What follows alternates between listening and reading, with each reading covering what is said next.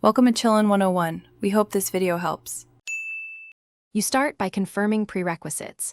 Charge the watch to at least 20% and enable Bluetooth on your phone. Open the Noise app and grant contacts and microphones so calls route correctly.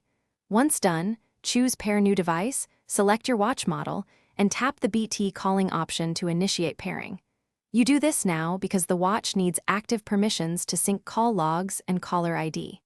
After the initial handshake, make sure the watch shows Connected before moving to call settings. Now configure calling features so audio and controls work smoothly.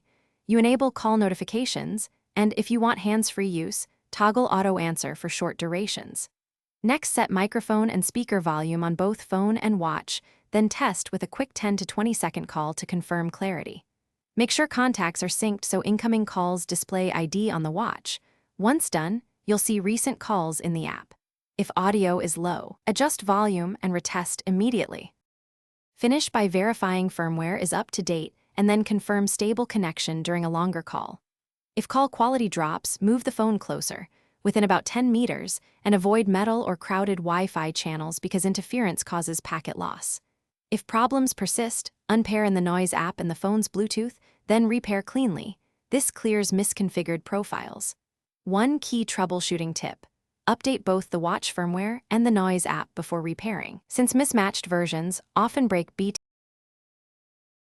Thanks for watching. Consider subscribing if we helped you.